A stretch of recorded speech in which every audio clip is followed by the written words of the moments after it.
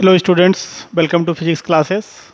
Class 12th के electrostatics chapter से आज दूसरे लेक्चर में हम पढ़ेंगे कूलाम का नियम, निर्वात की वैद्युतशीलता, वैद्युत बल पर माध्यम के परावैद्युतांक का प्रभाव, कूलाम के नियम का वेक्टर रूप तथा वैद्युत बलों के अध्यारोपण का सिद्धांत। कूलाम का नियम ये बहुत ही इम्पॉर्टेंट लॉ है इलेक्ट्रोस्टैट के लिए। तो कूलाम का नियम है क्या? दो स्थिर बिंदु आवेशों के बीच लगने वाला आकर्षण या प्रतिकर्षण बल दोनों आवेशों के गुणनफल के अनुक्रमानुपाती तथा उनके बीच की दूरी के वर्ग के व्युत्क्रमानुपाती होता है। अर्थात यदि दो आवेश Q1 और Q2 एक दूसरे से अगर r दूरी पर स्थित हैं तो इनके बीच लगने वाला इलेक्ट्रोस्टैटिक फोर्स, वैद्युत आकर्षण या प्रतिकर्षण बल, यह दोनों आवेशों की मात्राओं के गुणनफल के अनुक्रमानुपाती F प्रोपोर्शनल Q1 Q2 और बीच की दूरी के वर्ग के व्युत्क्रमानुपाती अर्थात F प्रोपोर्शनल 1/r²। अगर दोनों को कंबाइन कर दिया जाए तो F प्रोपोर्शनल Q1 Q2/r², और जब कोई प्रोपोर्शनल का साइन हटता है तो ये कांस्टेंट आता है। यहाँ पर जो कांस्टेंट है वह Ke है, और इस तरह से ये फार्मूला हो गया F = Ke Q1 Q2/r²। Ke जो कांस्टेंट है, इस कांस्टेंट की कुछ वैल्यू होती है, तो इस कांस्टेंट की वैल्यू Ke = 1/4πε0K, जहाँ ε0 निर्वात की वैद्युतशीलता तथा K माध्यम का परावैद्युतांक है। यदि आवेश वायु में रखा गया हो तो माध्यम का परावैद्युतांक K = 1 होगा, और यदि K = 1 होगा तो Ke = 1/4πε0, और 1/4πε0 की वैल्यू होती है 9 × 10⁹ न्यूटन मीटर स्क्वायर पर कूलम स्क्वायर, और निर्वात की वैद्युतशीलता ε0 का मान होता है 8.854 × 10⁻⁻12 कूलम स्क्वायर पर न्यूटन मीटर स्क्वायर, तथा इस ε0 की बीमा होती है m-1 L-3 T4 A2। तो इस तरह से अगर K की वैल्यू को अगर हम इसमें पुट कर देते हैं तो हमारा फार्मूला मिल जाता है F = 9 × 10⁹ Q1 Q2/r²। वैद्युत बल पर माध्यम के परावैद्युतांक का प्रभाव, अर्थात यदि आवेश रखे गए हैं और दोनों आवेशों के बीच में कोई माध्यम है तो उस माध्यम पर वैद्युत बल निर्भर करता है। कैसे निर्भर करता है? तो यदि निर्वात में होगा तो F0 = 1/4πε0 Q1 Q2/r², जहाँ पे K माध्यम का परावैद्युतांक है, और इस K परावैद्युतांक वाले माध्यम में अगर रखा गया है तो Fm M stand for medium = 1/4πε0 K Q1 Q2/r²। अब यहाँ पर इक्वेशन 1 और इक्वेशन 2 ये दो बन गए। अगर हम इक्वेशन 2 को 1 से डिवाइड कर दें तो Fm/F0 = यहाँ वैल्यू रखेंगे तो 1/4πε0 K Q1 Q2/r², और F0 की वैल्यू 1/4πε0 Q1 Q2/r²। तो यहाँ पर आप देख रहे होंगे कि जो कांस्टेंट है 1/4πε0 कैंसिल हो गया, Q1 Q2/r² भी ऊपर नीचे कैंसिल हो गया, तो यहाँ पर वैल्यू मिल गई 1/K। तो इस तरह से Fm/F0 = 1/K या Fm = F0/K। तो आप यहाँ पर देख रहे हैं कि जो मीडियम में लगने वाला फोर्स है, यह फोर्स परावैद्युतांक टाइम्स, मतलब कि जिस माध्यम का जितना परावैद्युतांक है उतने गुना कम हो गया। अर्थात वायु में अगर रखा गया है, आवेश अगर निर्वात में रखा गया है और अगर उसके बीच में अगर कोई माध्यम रख दिया जाता है तो दोनों आवेशों के बीच जो लगने वाला बल है उस बल का जो परिमाण होगा वह घट जाएगा। और कितना घटेगा यह इस पर निर्भर करेगा कि दोनों आवेशों के बीच जो माध्यम है उस माध्यम का परावैद्युतांक कितना है। तो इस तरह से आपने देखा कि अतः माध्यम अगर उपस्थित है तो दोनों आवेशों के बीच लगने वाला बल निर्वात की तुलना में परावैद्युतांक गुना कम हो जाएगा, यानी k गुना कम हो जाता है।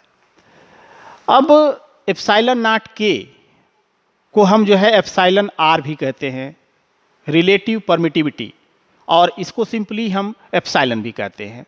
तो अगर हम एप्सिलॉन नॉट k और एप्सिलॉन को इक्वेट कर दें तो k इक्वल्स टू मिलेगा एप्सिलॉन अपान एप्सिलॉन नॉट। तो एप्सिलॉन और एप्सिलॉन नॉट क्या है? एप्सिलॉन नॉट निर्वात की वैद्युतशीलता है और एप्सिलॉन उस माध्यम की वैद्युतशीलता है जिस माध्यम में आवेश को रखा जा रहा है। यहाँ पर कुछ एग्जाम्पल्स हैं, जैसे निर्वात के लिए k का मान 1 होता है, लेकिन अगर यही मोम है तो मोम के लिए k की वैल्यू 2 होती है, कांच के लिए इसकी वैल्यू 3 से 4 होती है, अभ्रक के लिए k की वैल्यू 7 to 10 होती है, जल के लिए k का मान जो परावैद्युतांक है 80 होता है, और धातु के लिए इनफाइनाइट होता है। तो इसका मतलब कि अगर दोनों आवेशों के बीच में अगर हम कोई धातु का माध्यम रख दें तो k इनफाइनाइट हो जाएगा, और जब k इनफाइनाइट होगा तो लगने वाला बल कितना होगा? लगने वाला बल F m equals to F naught by k, और k इनफाइनाइट हो गया। जब इनफाइनाइट हो गया तो उसकी वैल्यू 0 हो जाएगी, अर्थात दोनों के बीच में कोई बल नहीं लगेगा। और एक चीज और आपको याद रखने की है कि ताप के बढ़ने पर माध्यम का परावैद्युतांक घटता है। ताप के बढ़ने पर माध्यम का परावैद्युतांक घटता है।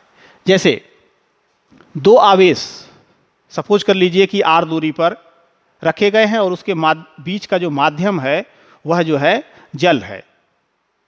तो जल जो है सामान्य ताप पर यह k का मान 80 है। अगर उस जल को गर्म कर देते हैं, सपोज कर लीजिए कि हम 70 डिग्री सेंटीग्रेड पर उसको गर्म कर देते हैं, तो यानी उसका ताप बढ़ गया।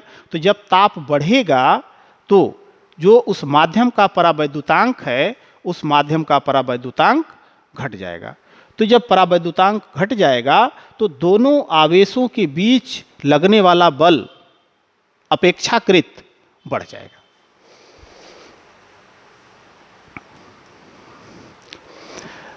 इस वैद्युत बल की कुछ विशेषताएं हैं, और यह क्या विशेषता है? वैद्युत बल केंद्रीय बल होता है, यानी सेंट्रल फोर्स होता है। सेंट्रल फोर्स से क्या तात्पर्य है? जैसे कि दो आवेशों के केंद्र को मिलाने वाली जो रेखा होती है उसी रेखा के अनुदिश होता है, इसीलिए इसे केंद्रीय बल या सेंट्रल फोर्स कहते हैं। कूलाम के नियम के अंतर्गत कार्यरत स्थिर वैद्युत बल संरक्षी बल यानी कंजर्वेटिव होता है। दो आवेशों के बीच वैद्युत बल गोलीय सममित यानी स्फेरिकल सिमेट्रिक होता है, यानी आवेश से r दूरी पर अगर हम एक वृत्त खींचें तो उस वृत्त के सभी बिंदुओं पर, यानी जो परिधि बनेगी उस परिधि पर सभी बिंदुओं पर जो वैद्युत बल होगा वह समान होगा। दो समान आवेशों के बीच प्रतिकर्षण तथा असमान आवेशों के बीच आकर्षण होता है। दो आवेशों के बीच वैद्युत बल व्युत्क्रम वर्ग नियम का पालन करता है, जो कि कूलम लॉ है कि F equals to K Q1 Q2 upon R square. तो आवेशों के बीच जो वैद्युत बल है यह व्युत्क्रम वर्ग नियम का पालन करता है, यानी इनवर्स स्क्वायर लॉ का पालन करता है। दो आवेशों के बीच वैद्युत बल का मान अन्य आवेश की उपस्थिति से प्रभावित नहीं होता है, अर्थात वैद्युत बल दो पिंड परस्पर प्रभाव या टू बॉडी इंटरेक्शन वाले होते हैं। यानी यहां पर यह कहा गया है कि अगर दो आवेश जैसे रखे गए हैं तो दोनों आवेशों के बीच जो वैद्युत बल का मान है वह तीसरे आवेश मतलब कि अन्य आवेश की उपस्थिति से प्रभावित नहीं होते हैं, उसके ऊपर कोई इफेक्ट जो है नहीं पड़ता है। कूलाम के नियम का वेक्टर रूप, कूलम्स लाइन वेक्टर फॉर्म। तो ये दो आवेश हैं Q1 और Q2, दोनों के बीच की दूरी r। Q1 और Q2, Q1 जो है Q2 पर बल लगाएगा इस दिशा में, और Q1 पर Q2 बल लगाएगा इस दिशा में। तो यह F12 का मतलब है कि force experienced by one due to charge 2, पहले आवेश पर दूसरे आवेश के द्वारा। इसी तरह से यहां पर हो गया F21, यानी दूसरे आवेश पर बल पहले के कारण। वेक्टर फॉर्म की बात है तो यहां पर इसकी जो दिशा होगी, अगर हम Q2 की बात करें तो Q2 के कारण Q1 पर जो बल होगा वह बल कितना होगा, F12 equals to 1/4 pi epsilon naught Q1 Q2 upon R12 square और यूनिट वेक्टर R12, यानी यूनिट वेक्टर जो R12 है इस दिशा में होगा। इसी तरह से Q1 के कारण Q2 पर जो बल होगा वह F21 equals to 1/4 pi epsilon naught Q1 Q2 upon R21 square और यूनिट वेक्टर R21, यानी R21 की दिशा में होगा, अर्थात 1 से 2 की तरफ होगा। अब यहां पर अगर हम देखें तो R12, यूनिट वेक्टर R12 और यूनिट वेक्टर R21 ये एक दूसरे के विपरीत है। तो एक दूसरे के विपरीत हैं तो मैग्नीट्यूड सेम है, तो R यूनिट वेक्टर R12 को हम minus R unit vector R21 कह सकते हैं। तो इस तरह से अगर हम इक्वेशन 1 और इक्वेशन 2 को देखें तो F12 और F21 में ये रिलेशन मिलता है कि vector F12 equals to minus F21, अर्थात पहला चार्ज या पहला आवेश दूसरे पर जितना बल आरोपित करता है उतना ही बल दूसरा आवेश पहले आवेश पर आरोपित करता है। तो इसका मतलब हो गया कि to every action there is equal and opposite reaction, that is Newton's third law, यानी यहाँ पर न्यूटन के तृतीय नियम का पालन होता है। यह स्थिति तब दिखाई गई है जब Q1 Q2 is greater than 0, अर्थात Q1 भी धनात्मक है और Q2 भी धनात्मक है, दोनों ही स्थिति में। अगर यह ऋणात्मक हो जाए तब क्या होगा,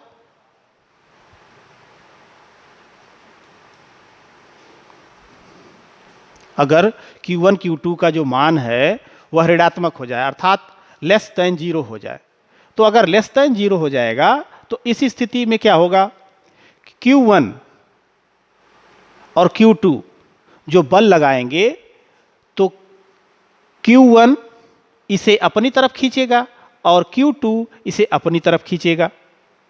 तो इस तरह से Q2 के कारण Q1 पर जो आरोपित बल होगा F12 equals to 1/4 pi epsilon naught Q1 Q2 upon R12 square unit vector R21। पहले स्थिति में हमने देखा था कि वेक्टर R12 था, यहां पर वेक्टर R12 था, यहां पर उसका अपोजिट हो गया यानी R21। इसी तरह से Q1 के कारण Q2 पर जो आरोपित बल होगा F21 equals to 1/4 pi epsilon naught Q1 Q2 upon R21 square unit vector R12। तो पीछे हमने अभी पढ़ा कि यूनिट वेक्टर R12 और यूनिट वेक्टर R21 दोनों का मैग्नीट्यूड सेम है लेकिन दोनों की डायरेक्शन अपोजिट है। So unit vector R12 equals to minus unit vector R21, अर्थात चार्ज 1 आवेश, पहला आवेश जो है दूसरे पर जितने बल से खींच रहा है उतना ही दूसरा आवेश पहले आवेश को अपनी तरफ उतने ही बल से खींच रहा है। तो इस तरह से यहां भी हम कह सकते हैं कि दोनों एक दूसरे पर बराबर बल लगा रहे हैं। अब यहां पर कूलम का नियम हम लोग दो आवेश के लिए पढ़े, लेकिन बहुत से सिस्टम ऐसे हो सकते हैं जहां पर मोर देन 2 चार्जेज होंगे। तो ऐसी स्थिति में बहुल आवेशों के बीच, अर्थात मल्टीपल चार्ज, मतलब चार्ज बहुत से होंगे, कई चार्ज हैं, और कई चार्ज के कारण किसी बिंदु पर अगर जो बल लग रहा है वह बल कितना होगा, ये देखें। तो यहाँ पर हम इसे अध्यारोपण का सिद्धांत कहते हैं। यहाँ पर यह बहुल आवेशों के बीच जो बल लग रहा है, इस बल के लिए हम इसे यहाँ पर बल के अध्यारोपण का सिद्धांत कहते हैं। अब यह अध्यारोपण का सिद्धांत है क्या? किसी आवेश पर कई अन्य आवेशों के कारण बल उस आवेश पर लगे उन सभी बलों के सदिश योग के बराबर होता है जो इन आवेशों द्वारा इस आवेश पर एक एक कर लगाया जाता है। किसी एक आवेश द्वारा लगाया गया विशिष्ट बल अन्य आवेशों की उपस्थिति के कारण प्रभावित नहीं होती है। जैसे यहाँ पर दिखाया गया है कि आवेश Q1, Q2, Q3 और Q4, ये चार आवेश हैं। Q3 पर जो बल लग रहा है वह कितना होगा? तो Q1 इस दिशा में बल लगाएगा, तो इसको लिखा गया है F31, मीन्स तीसरा आवेश पहले के द्वारा, तीसरे आवेश पर पहले के द्वारा। इसी तरह से Q2 लगाएगा इस पर F32 और Q4 लगाएगा यहाँ पर F34। तो अब आप यहाँ देख रहे हैं कि बल सदिश राशि है और यह अलग अलग दिशाओं में लग रहा है। तो इस पर जो लगने वाला नेट बल है, उस बल का मान सभी आवेशों द्वारा आरोपित बल के सदिश योग के बराबर होता है, सदिश योग के बराबर होता है। तो इस तरह से F3 पर जो नेट बल है ये हो जाएगा vector F31 plus F32 plus vector F34। इसी तरह से अगर n आवेश हैं, अगर n आवेश हैं और किसी एक पर्टिकुलर पॉइंट पर अगर हम निकाल रहे हैं, तो n आवेश के लिए अगर हम बल सपोज कर लेते हैं कि F1, F2, F3, F4, F5 इस तरह से लगा हुआ है, तो जो टोटल फोर्स होगा उस आवेश पर vector F equals to vector F1 plus vector F2 plus vector F3 plus vector F4 plus dot dot, जितने भी बल होंगे सभी बलों का सदिश योग होगा।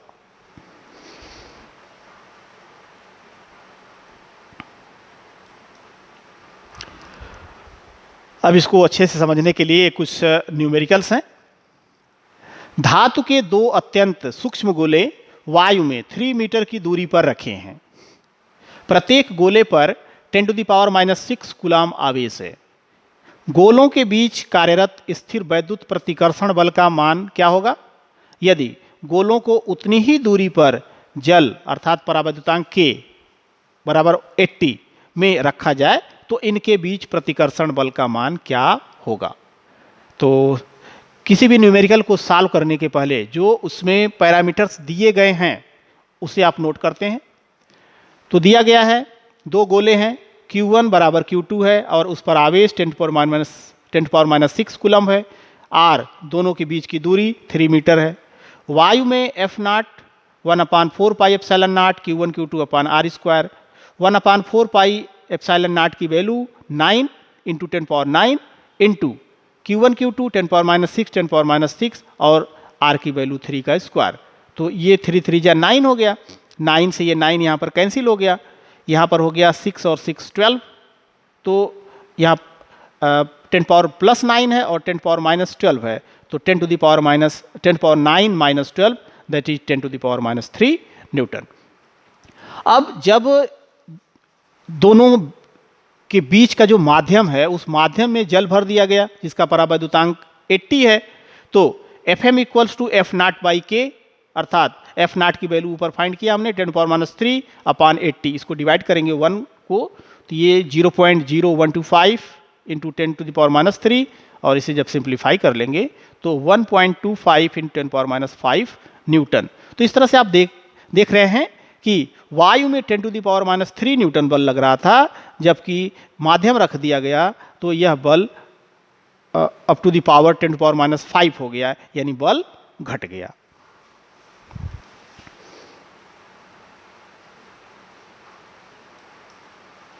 क्वेश्चन नंबर 2, एक आवेश कैपिटल Q को दो भागों में विभाजित करें कि उन्हें निश्चित दूरी पर रखने पर उनके बीच अधिकतम प्रतिकर्षण बल लगे। जो बल है वह प्रतिकर्षण बल और अधिकतम लगे। तो मान लेते हैं कि आवेश जो है कैपिटल क्यू था, इसको दो पार्ट में किया। एक पर आवेश आ गया स्मॉल क्यू, तो जो बचा कैपिटल क्यू माइनस क्यू दूसरे पर आ गया। दोनों के बीच की दूरी आर है। तो इसके बीच जो लगने वाला इलेक्ट्रोस्टैटिक फोर्स है F equals to 1/4 pi epsilon naught q capital q minus q upon r square. F अधिकतम होने के लिए क्या चाहिए condition? dF by d q equals to 0। तो ये जो हमें मिला F equals to 1/4 pi epsilon naught q capital q minus q upon r square, इसको हम Q के रेस्पेक्ट में डिफरेंशिएट कर देते हैं। तो d upon d q 1/4 pi epsilon naught q capital q minus q upon r square. अब यहां पर आप देख रहे होंगे कि 1/4 पाई एप्सिलॉन नॉट कांस्टेंट है, तो ये इधर जीरो में शामिल हो गया। आर स्क्वायर भी यहाँ पर कांस्टेंट है, ये भी इधर चला गया। तो differentiation d upon d Q और इसको मल्टीप्लाई कर लेते हैं Q capital q minus Q square और इक्वल्स टू 0 है। तो इसका हो गया क्यू के रेस्पेक्ट में है तो कैपिटल क्यू और यहाँ से 2q, तो capital q minus 2q equals to 0 या 2q equals to capital q means q equals to हो गया कैपिटल क्यू बाई 2। अतः आवेश को दो बराबर भागों में विभाजित किया जाना चाहिए। यानी अगर आवेश को आधे आधे भागों में बांट दिया जाए तो उसके बीच जो लगने वाला बल है उस पर्टिकुलर दूरी के लिए वह अधिकतम होगा।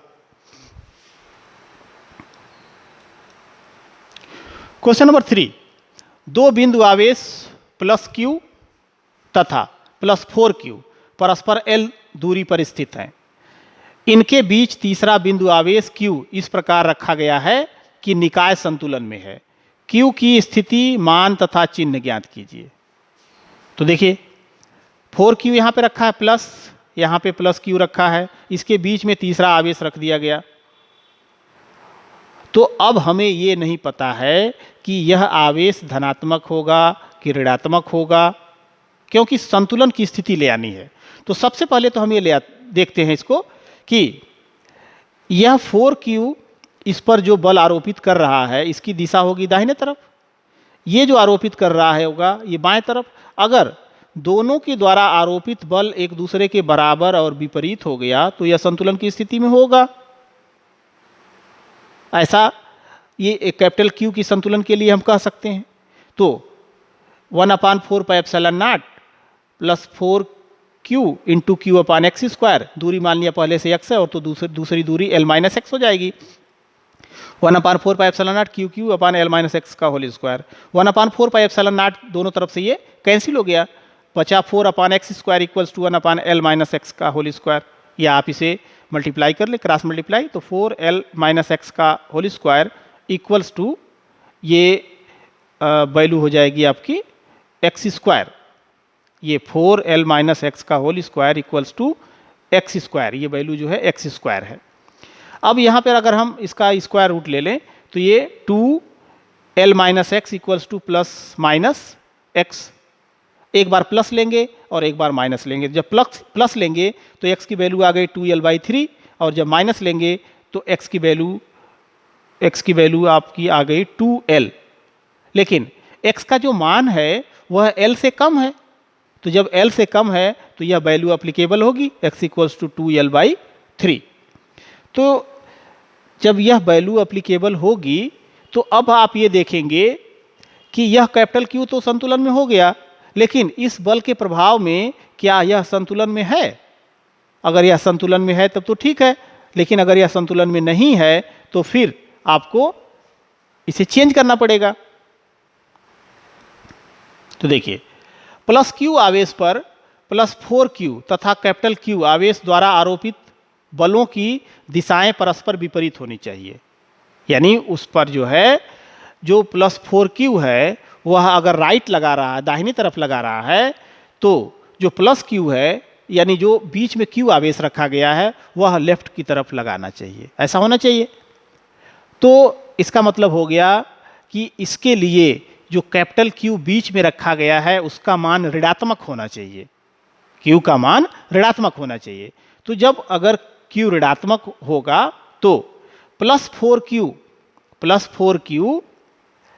जितना बल, इस फिगर से एक बार फिर से आप देखें इसको,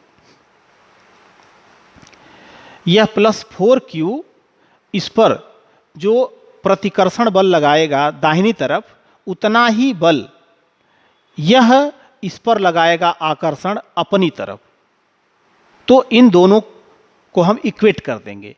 जब इन दोनों को इक्वेट करेंगे तो देखिए, प्लस 4Q आवेश द्वारा प्लस Q पर लगा प्रतिकर्षण बल बराबर कैपिटल Q आवेश द्वारा लगा आकर्षण बल।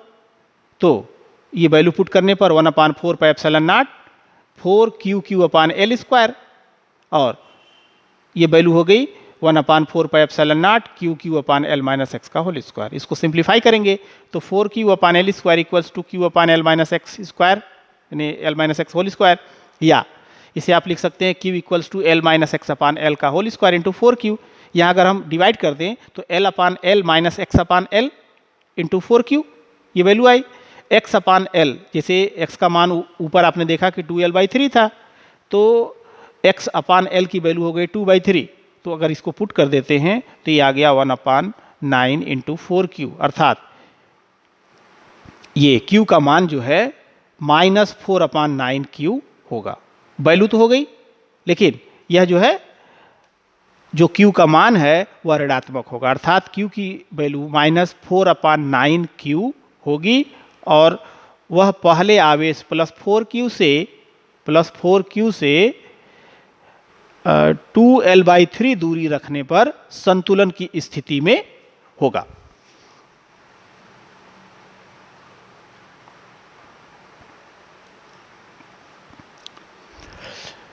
भुजा A वाले वर्ग ABCD, एक वर्ग है ABCD, और इसके चारों कोनों में से प्रत्येक पर Q आवेश रखा गया है।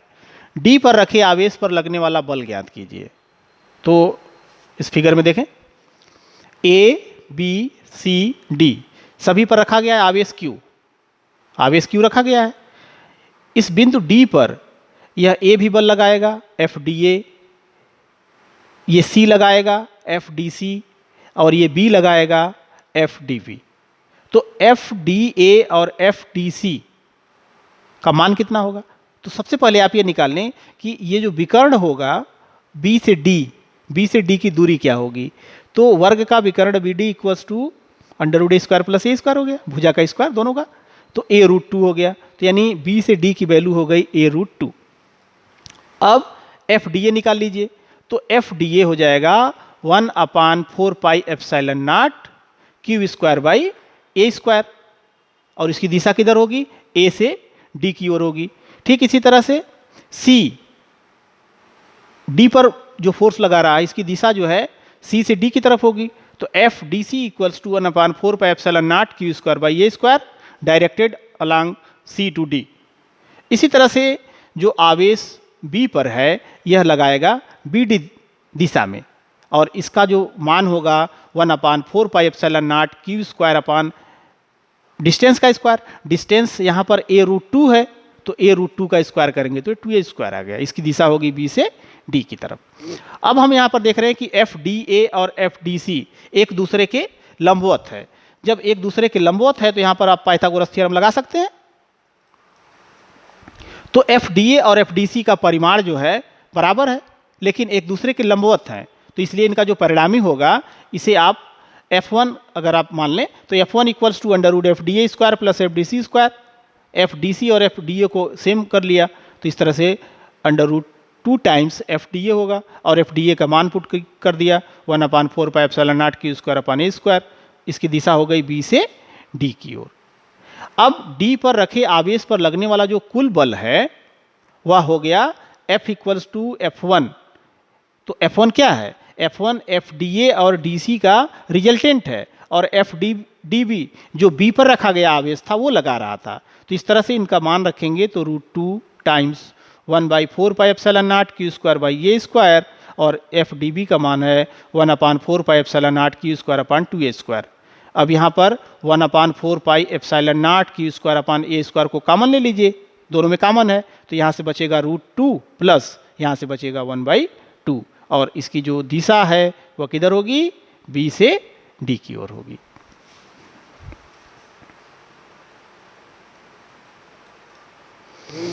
Thanks for watching. अगर ये वीडियो आपको अच्छी लगे तो इसे लाइक, कमेंट और शेयर करें, और अगर आप इस चैनल पर नए हैं तो इस चैनल को सब्सक्राइब कर लें ताकि आगे आने वाली वीडियोस आप तक पहले पहुंचे।